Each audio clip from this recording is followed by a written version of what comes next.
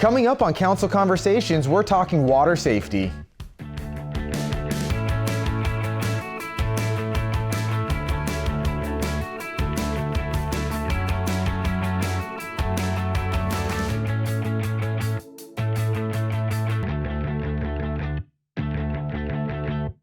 Hello, I'm District 1 Councilmember Nick Haney. Welcome to my Council Conversation show. As the days heat up, more and more people are cooling off by the pool, and while water play can be fun, it can also be dangerous. Today I'll be talking with surprise Fire-Medical Chief Brenden Espie about water safety tips to help keep your family safe this summer, and Parks and Recreation Director Holly Osborn about an upcoming event that brings fun and safety together. First up, I have Chief Espie. Chief, thanks for being here today. Yeah, you bet. I'm glad to be here. Of course. So, as a fellow firefighter, I know drowning is a leading cause of death in children, especially in the state of Arizona. Does Surprise see many drowning calls? You know, fortunately, Surprise doesn't really see a ton of those. Definitely every year we do have them. But overall, I think we've got a pretty good control over of drowning calls. We get involved with the community. We've worked with Parks and Rec. In fact, we're doing some training here this week as we speak to prepare for this. So I would say, generally speaking, the city has done a real good job of limiting that type of those types of calls out here. And so obviously there's a response factor when someone calls 911. Our men and women of the Surprise Fire Medical Department are highly trained and ready to respond to that emergency. But you've also partnered, you said, with Holly about the proactive approaches. And so as it heats up, your team trains with our Parks and Rec people. Is that correct? Yeah, they sure do. Yeah. In fact, like I said, this week, I've seen at least 6 to 8 sessions going on where we're partnered with the lifeguards at the pool, her entire team. We also work with the air support from Del Webb and also a helicopter out of Deer Valley to train with those crews. So we have a dedicated LZ out here by the pool, and in the event that we ever had to fly a drowning child out of the pool. So every year we're working with her team to prepare for the worst, and luckily, to my knowledge, we haven't had to use that in the real world. Very nice. So what are some important tips for safety around the pool? Well, you know, the ABCs, that, you know, active monitoring, have an adult always watch the pool, keep your eyes on it. Just like when you're driving your car, you know, we don't want you texting and driving. We don't want you texting when you're the supervisor of a pool. It takes seconds for something, for a little one to go under the water, and then it could take, and that could have devastating effects for years. The B being barriers. You know, everybody looks at that pool fence as being the primary, and that is important. But there's so many other things, doggy doors that aren't secured, sliding glass doors that aren't locked, you know, entryways in and out of your garage, on the sides of your house. All those things have to be kind of locked down and secured before you start entertaining. So barriers are a huge thing, and a lot of people just kind of miss those secondary ones. And the C being classes, CPR, even if they're not certified classes, getting the family out, attend 1 or 2 of these classes together. Some life-saving techniques that can be applied before the fire department shows up and can provide some of that advanced level care. The impacts are huge. As you know, the quicker we start administering care, the better the outcome is in the long run. So I would say really stick to those ABCs and do the best you can to promote that in your personal lives. And Chief, with the ABCs, really, there is no substitute, right, for sober adult supervision, especially, you know, when kids get out of school. You're going to have a lot more family parties out on the lake. The barriers help, the classes help, but really we want to tell our residents, hey, supervise your children. Don't assume someone's watching them, right? Just really be proactive around water. Yeah, the A, a lot of times people just think it's for adult, and it really needs to be an attentive adult. As we all know, it's easy for us to get kind of caught up in the moment on other things. Maybe we've had a few drinks, whatever the case. You really need to dedicate that attentive adult to supervise for the younger ones that are involved or in the pool or wherever you're at, because like I said, seconds count, and you turn away for just 1 second and they slip under the water, and you've got a big problem on your hands. That's all it takes. Yeah. So Pools aren't the only drowning hazards that we should be aware of. What are some other places around the house that are considered water hazards? I know you mentioned the doggy doors and some other types Right. of things that people probably don't normally think about as something that could potentially be a hazard. Sure. Around water. Yeah, some of the simple ones, like two come to mind. Buckets, maybe a mop bucket or a bucket you've used to wash your vehicle, or your bathtub. You've run a bath and forgot to drain it. Young kids up to about the age of 4, typically they're a little heavy on the head. So if they get interested or curious and they're peeking over, they can easily fall into these hazards. Again, if you've forgotten that they exist, you're not the attentive adult that we're kind of promoting here. You don't need to fall into a pool. 2 to 3 inches of water is all it takes. And unfortunately, 4 and under, it's really tough for them to have the strength to maybe get themselves out of that. So it's some of the things around your house that you just, like I said, mop buckets, tubs that are not emptied, play pools. A lot of people will fill those up for their kids. Maybe they don't have a full built-in pool, but they have a play tub in the backyard. They use it, they forget to drain it. Yeah. Same thing, little one goes outside, peeks over, in they go. So those are 2 or 3 things right there that you just kind of discredit or forget about, but you really need to be focused on those. Gotcha. And I know we've talked a lot about the prevention that we can do and being proactive. And, just like as firefighters, we hope that it's a call we never get. However, we train vigilantly to make sure that we're ready if we do get that call. Do you guys offer CPR classes for residents? Yeah, we do. They're not certifiable right now. Okay. We're working on that this year to maybe come up with a way to make them certifiable. But we do offer them. There's a few coming up in May. I encourage you to check the website for that, or anybody that's interested. But again, they're a couple hour class. You can get the whole family involved, mom, dad, all the siblings come in, and it's just a good skill to have. And we'll give you the tools to be able to provide care until some of the advanced life support members get there to help the victim. And Chief, you've had a lot longer career in the fire service than I have. How impactful have you seen throughout your career of early CPR in these medical events where they need to be resuscitated? Yeah, it's the hands down. It's the leader in positive outcomes. Just like cardiac arrest, we've learned over the years that early defibrillation and mainly just chest compressions are what are really having a huge impact. Same thing here, making sure you have somebody to get hands on. Obviously, get him out of the situation as quick as you can. But the early the application of early CPR is definitely the leader for positive outcomes in drownings. And that's what we want. Obviously, if God forbid that does happen, when someone calls 911, they're going to get resources there as quick as possible, and we're going to respond timely but safely. But if we could have someone administering CPR, that, like you said, just overall will improve that outcome, especially for young children. So we've talked a lot about drownings and submersion incidents, but obviously summer's coming, it's going to heat up, and with that, what are some things we need to be aware of as far as signs of heat-related illness? Because it's coming. Yeah, heat-related illness creeps up on a lot of folks, especially folks that have maybe just moved here. This is their first summer. Elderly, as you get a little older, that stuff creeps in on you quicker. And it's simple stuff. It's headaches, sweating, maybe a little nausea. And a lot of times we discredit that to maybe not feeling right, whatever the case. But, as we get into May, June, July, it happens quick.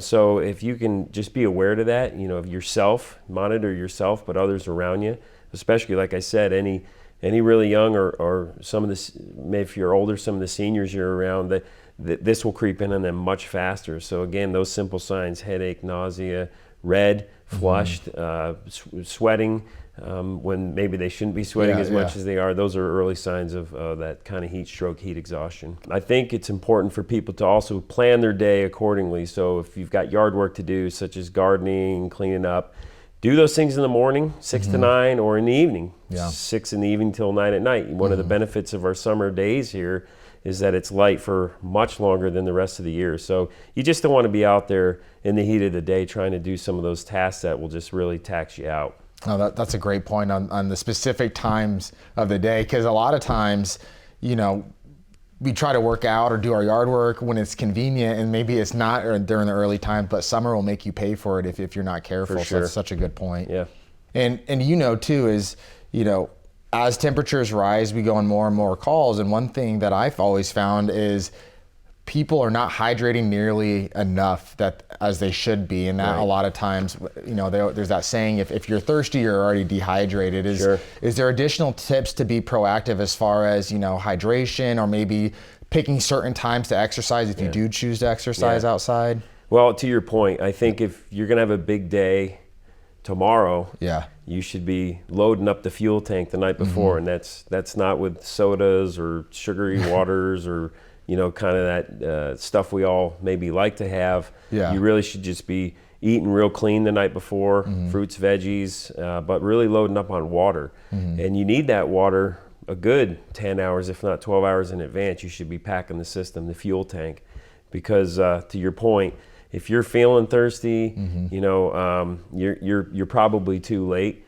So yeah, water, no substitute for water. My family, most of the people in my family don't like water. They want to tune it up with some sugary stuff. But again, just make sure you pack in the water in those summer months. That's the only thing that's going to save you in the heat. Gotcha. Well, Chief, I appreciate you taking the time. I know you're busy, but this is such an important topic. I knew you would jump all over it, and we're very honored to have you here and be able to talk with you for a few minutes. Yeah, my pleasure. Thanks for having me in. Thank you. Coming up, I'll be talking to Parks and Recreation Director Holly Osborn. A new transit service is in Surprise. WeRide is an on-demand, affordable rideshare service taking you to popular destinations around Surprise. Here's how it works. Book your ride by using the WeRide app, going online through surpriseaz.gov/WeRide, or by calling the phone number. Select your pickup and drop-off locations within the Surprise service area, pay in the app or to the driver with exact change, then sit back and enjoy the ride to your destination. For more information, visit surpriseaz.gov/WeRide. Welcome back. Our Parks and Recreation Department is hosting a free event on May 26th that focuses on water safety and brings fun for the whole family. I have Director Holly Osborn here to share more about it.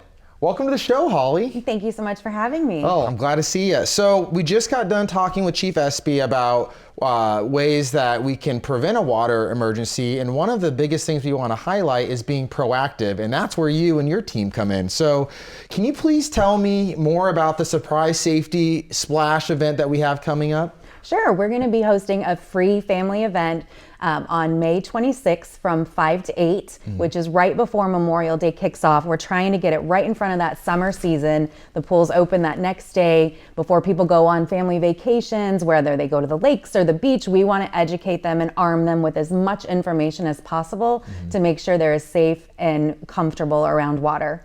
And what's the key to this event, the center theme? The center theme is safety, Yeah. safety and education. That's really what we're trying to focus on. And so what kind of activities are going to be offered for families and kids who are planning on attending the event? We are going to plan on having multiple different stations so they can learn. There's prevention, adult supervision, how Brenden had talked about the barriers, the ABCs, making sure that we're teaching those, pushing our classes, making sure that they know what the barriers are. The reach and throw, never go, story time around the pool. We can do assessments for swim lessons. There's so many different things we can do. We can teach CPR compressions. Sun safety is another one that we want to hit on. But we're going to have the Surprise Fire and Medical Department out there as well as the Surprise Police Department. They're going to be grilling, so there's going to be some fun activities. We're going to have the helicopter out there, fire trucks. So there'll be fun activities, but really the theme is safety. So always be safe before you have fun, and then have as much fun as you want, but first be safe. That's always the key. That's awesome. And so I like the partnership that I think Chief Espie even talked about it too, that him and his team have with Parks and Rec. And so with that event, we're going to do a mock drowning. Is that correct? To really show the seriousness and why we're all there is to prevent something from ever occurring. Is that, yeah? Absolutely. If you see a mock drowning, it is a very scary, it's a very scary experience. Even knowing that it's fake, like as a mom, you're just, you put yourself in that situation, and there's there's nothing worse than something happening to your child. So making sure you're taking all the steps and precautions to make sure that doesn't happen to you, and making sure that if it ever does, which we hope it never does, that our staff is fully trained to get them the best care and the best chances possible. And your swim lessons that we offer, they're really centered around safety. Obviously, it's teaching them techniques, but there's really an emphasis on getting kids comfortable around the water, but also making sure they ask for permission, what they need to do if they accidentally fall in the water. Can you tell us a little bit more about that? Absolutely. So I would always recommend starting kids early and often for swim lessons. I think we could start at 6 months old and getting first the exposure, getting kids comfortable so they're not fearful of water. Then making sure that they know how to get out. How do they get out of the pool? Before you learn how to swim, we want to make sure that if you fall in first, you know where to go, how to get to the side, how to get out of the pool, making sure that they know how to get in if they fall in with their clothes on. Those are some of the prevention things. Then we'll go into floating, how to make sure that if you do fall in, you know how to get up and breathe and get to air. So then we'll work on the strokes. But really, before we do anything else, we want to make sure you know how to get out of the pool, and then we'll teach you how to have fun in the pool. So again, we go back to safety first, and then we'll go into the teaching. Can you tell me about this upcoming pool season? Absolutely. We open the Saturday of Memorial Day, so right after the surprise safety splash, we're going to open up for open swim. Our numbers, we have 2 different pools. We have the Surprise Aquatic Center and the Hollyhock Community Pool. So we have 2 pools in Surprise with the 3rd one on a way. But we vary in different operational hours, but it's a really good place to have your family there to go in. It's incredibly affordable, and we have lifeguards on there. So we have swim lessons, which was what we would want to start with. We have swim team if you graduate all the way through. We have dive team. We have a USA swim team. We have aqua aerobics. So we really want our residents to have fun in the pool. Of course, we have the slides. You can't have the pool open without slides and diving boards, the most fun part about the pool. However, we want to water test you before you get into the deep end of the pool, and to make sure you're tall enough. And then going into those pool rules are really important, and they're there for your safety. So if as you were a lifeguard and I was a lifeguard, I think one of the things you say the most frequently around a pool is walk. Please walk. And it's hard because kids get so excited and they just want to go right back up to the slide and they want to run up there. And while we're talking about drowning, more people get injured running at a pool. I actually have a scar on my chin from running when I was a little kid at Wet 'n Wild. You to be a lifeguard. It did inspire me to be a lifeguard, but it's so important that you follow the rules. The no diving, where it says no diving, it's because it's shallow. And while maybe you're a good swimmer, but if you make a mistake and you hit your head, then that's something else a reason why we would need to call Chief Espie and the fire department. And we don't want to do that. We want you to have fun, but the rules are in place for your safety, just like lifeguards. You can't go up and talk to the lifeguards while they're working because they're supposed to be scanning the water. So there's a lot of rules at a public pool, but they're all for your safety and to make sure that the kids are protected. So whether people are going to public pools or private pools or to the lake, just make sure that you take your tips from Surprise Safety Day and what you're learning from swim lessons, and you put those out wherever you're going around water. Awesome. And so we've talked a lot about,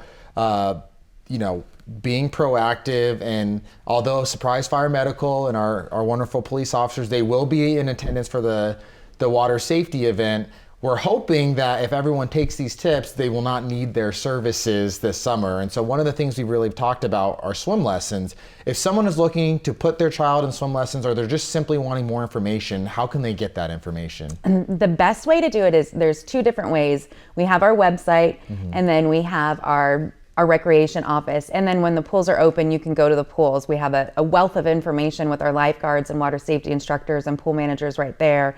We're happy to do swim tests to see what level you're going to be in, or to talk it through if you're not sure what level to put your kid in. But we offer swim lessons from April to August. And we have 2 different pools that they can go in. We have varying times of the day, varying levels. So making sure that you know where to go and how to progress through those swim lessons. So they start at $25 and then they go up to $45 depending on resident and non-resident. But we also offer private lessons as well. And then something else I would like to stress, we offer parent-taught classes, which is that early exposure to water, and adult. adult swim lessons, and there's a lot of adults that don't know how to swim, and not knowing how to swim as an adult and taking a class can be intimidating, but just knowing that they're in a safe space with other adults who are in that, we want to make sure that they're educated too, and that they know how to swim, or they know how to tread water, and they know how to get to the other side, because it's just as important throughout your life. And we always talk about early prevention with kids, but making sure that adults who don't know how to swim or didn't have that exposure to pools also get those lessons too. So really it is from birth until you're a senior. We want you to utilize our services, and that is what we're here for, is to educate and make you a strong swimmer and make you feel safe around water. And that's a great point, because I remember when I was a lifeguard, we did have adults that took advantage of those private lessons to, I think we had one individual who saw a friend that actually was a victim of a water-related emergency, and they decided to really take it upon themselves to try to be a little bit safer around water, and did enroll in those private lessons, and they got a very well-trained water safety instructor to help them through that process. So if there's a parent out there watching right now and they're like, I don't know what level to put my child in, are they able to get a water test at any point, or how would they go about doing that? They can call us at the pool or at our rec office, and it's 222-2000, or at one of the pools, and we can get you assessed. So you can, it depends on we don't want you to show up if we're not open in the off season, but we're typically there in the afternoons. We can get that scheduled as long as they're not guarding. So it's probably best to call us so we can get them assessed and then tell them the right level to go into. We also have a really good flow chart that says, do you know how to do this? Yes. If you don't know how to do this, no. So to get you to being in that comfort level, but being in the right level of swim lessons is incredibly important, because you want to push your child and you want them to get better, but you also don't want to hold them back. So putting them in the right level is also incredibly important. So signing them up is very important. And then getting them in the correct class is important, so that way they're reaching their goals and they're improving every time. And swim lessons is not it's not a one and done. Like, you don't take one swim lesson and then you're ready to go. There's multiple levels and different. You first learn how to float, then you learn you learn your breathing, and then you learn to float, and then you learn your strokes, and you learn your front strokes, and then as you get more advanced, then you learn the swim techniques. But all of it is treading water, all of those things. So you progress through those just like you would school, really. You learn and you build on those teams. And then also it's important to practice in between. So we can assess you, we can help you if you call our department, our front desk, our aquatics department. We love to talk about swimming. We love to talk about water safety, and we're happy to help any way we can.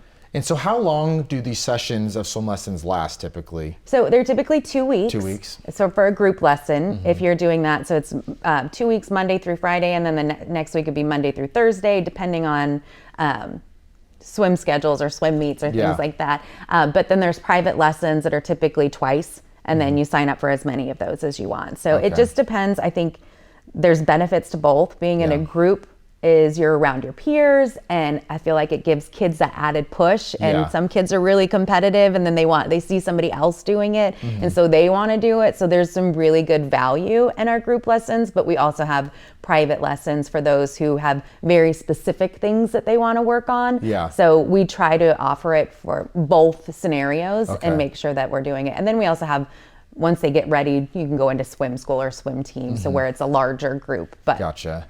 And so let's say I register my child for one session of swim lessons. Am I going to have a spot when I register if I want to do another session? How does it open all at once? Does it open up in a staggered way? How does that work? It does open up into a staggered way, and our swim lessons do fill up.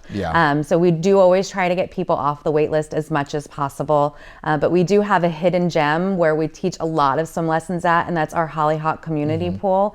We offer a lot of lessons there, and it's really where we do all sorts of lessons for the little kids, and it's a quieter experience. But I've always taken my kids to Hollyhock for their lessons, just because I know that, one, it's easier to get into, and two, it's quiet and it's calm. Not that the aquatic center isn't, but there's always a lot going on. So just a little tip for those that are watching is that Hollyhock is where I would look at first. Okay, and So let's say we have a lot of residents, they have full-time jobs, they may not be able to take their child in a morning lesson. Do we offer evening lessons as well? We do. We offer morning and evening lessons. Oh, wow. And So- we also offer, not just in the summer, we offer it in the spring and the fall. Oh, so if you want to get your child signed up, you can get them signed up pretty much Yep. throughout the And our seasons. shoulder seasons are less busy than our summer seasons. So Okay. And are most of our water safety instructors, they're also certified as lifeguards? Is that they are correct? all you have to be Okay. a lifeguard to be a water safety instructor. So you're gonna get trained by- you're getting double. Oh, that's perfect. Yep, Yeah. you're gonna have them both. Perfect. So we know the importance of swim lessons and getting children into swim lessons at an early age. However, there may not be some that are able to afford putting their children in swim lessons. For those of us in the community who understand the importance and really want to help someone who may not be able to afford it, is there any way we can sponsor a child to go through a session of swim lessons, and how much would that be? And there absolutely is, and we appreciate people like you that care so deeply about this. Our swim lessons for a group lesson is $25 to $45. So if you wanted to sponsor somebody for a swim season, you could absolutely do that for a session. But you would just call our business services office, and we would be able to take your donations.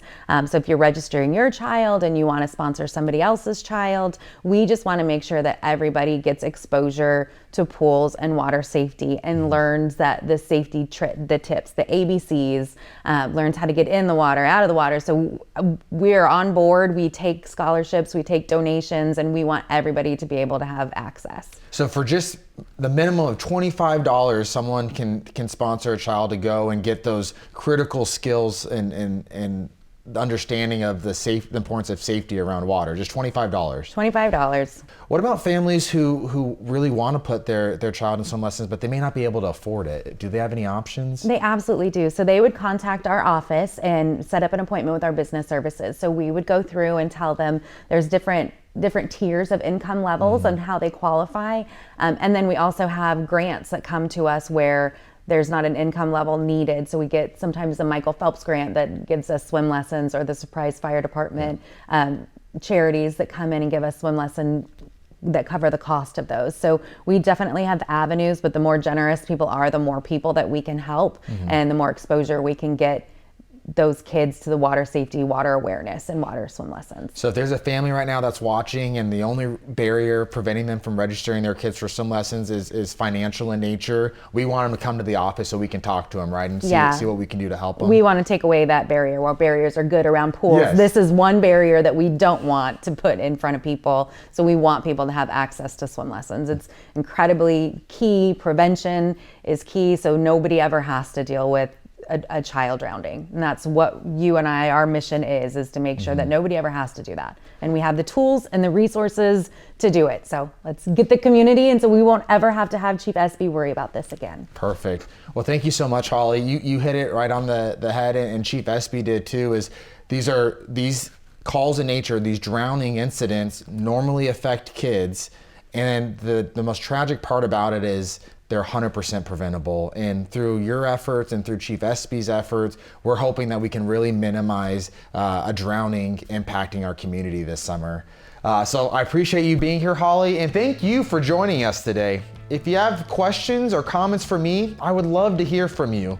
You can call or email me anytime, and I welcome you to sign up for my newsletter, which is filled with the latest city news and information. To sign up, just visit my website and click the Sign Up for D1 Notifications link. Thank you for watching.